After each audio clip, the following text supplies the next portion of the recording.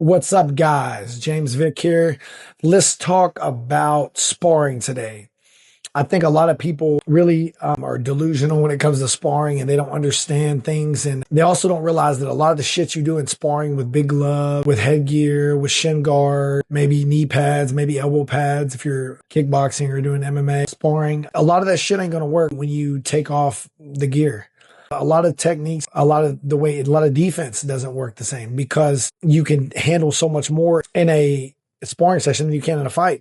That's just common. People don't get knocked out and fucked up in sparring like they do in grappling. They do sometimes, but as a whole, they don't. Like, I've been knocked out a few times and people talk shit to me. They talk a lot of shit. Oh, I don't have a chin, this and that. But the truth is, in sparring, in 17 years, I've only been dropped one time ever in sparring because things are different. It's not the same fucking thing, guys. And fighting with big gloves and fighting with little gloves are not even close to the same thing as well. That's why I think a lot of stuff boxing coaches teach you for MMA, they teach you how to box.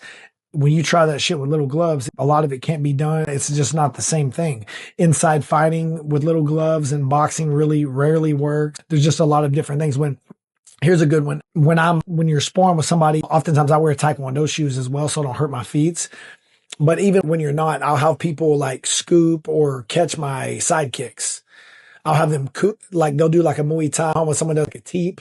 They'll throw a front kick and people do it when they catch the foot and then they're able to get a sweep or throw it aside and land a punch or a kick. Well, what happens sparring when you're wearing big gloves or you're wearing shin guards and maybe even shoes or not shoes, people catch your side kicks. You're also pulling your power. I think a lot of that the case as well. When you're not sparring hard, not going 100%, people can catch your kicks and that shit's not going to work without those shin guards. It's not the same.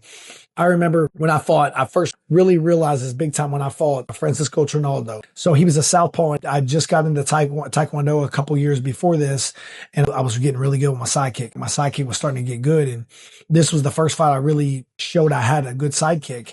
And leading up to that camp, one of my teammates, Peter Pettis, very good southpaw, very slick, very good defense. Every time I would throw a sidekick, he would step off and avoid it, or he was able to catch him too. And I had to quit throwing him. I couldn't hit this kid. He was able to frame up with his arm and scoop it almost like a Muay Thai front kick. And I couldn't hit him with a fucking side kick. And I was frustrated as fuck because he was my number one sparring partner for that training camp. And I could not hit this kid with the side kick.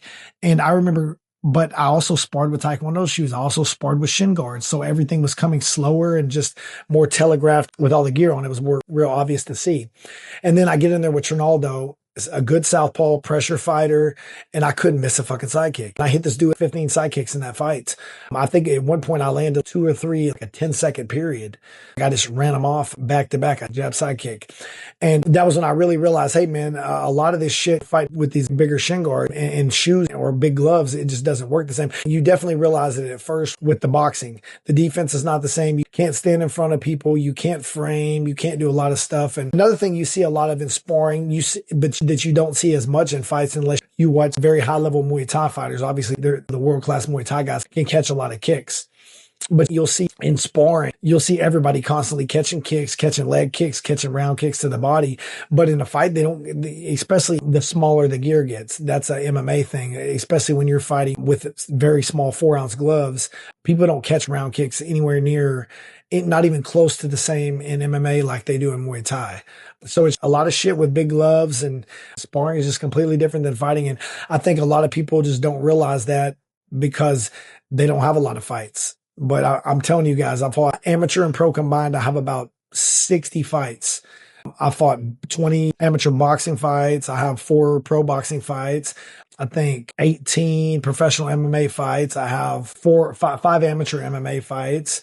I have 2 pro kickboxing fights. I fought for karate combat twice, and all of them were different. Every one of them, guys. Boxing with big gloves and MMA gloves, not even close to the same thing. It's just all different. I feel honored and blessed to have been able to do as many martial arts as I have. But trust me, guys, don't think Obviously, there's lots of things in sparring that are similar. If you're able to touch people and you're able to land and have good accuracy with big gloves, you're probably going to be able to have that same thing with little gloves. But just be careful. It's just completely different fighting in big gloves and little gloves, or just going hard versus not going hard in sparring. And that's why I still believe in hard sparring. I don't think you should be hard sparring every time, but I think if you spar a couple times a week, I think one of them should be hard and the other one should be lighter. You want to light spar because you want to try new things. It's harder sometimes if you're going hard to try the new techniques you've been drilling because you're not as comfortable. But I believe in hard sparring. But even with hard sparring, guys, that's why sometimes you got to start fights slower because you don't know how the defense, when you're newer, especially if you go from sparring a lot or sparring kickboxing with big gloves to sparring to taking an MMA fight with 4-ounce gloves, all of a sudden you have to modify that. You have to, I would say, maybe start a little slower because shit happens quick with little gloves. So something to think about, guys. Sparring and fighting is two different things. And the quicker you realize that, the better off you'll be, in my opinion. Let me know if y'all have any questions or anything like that. And if you're new to martial arts, go to Amazon. The link is in my bio. Link is in the description. Get my book, Ultimate Guide to Choosing a Martial Arts School and Instructor. And that'll put you on a good path to finding a good school where you can start going after your dreams.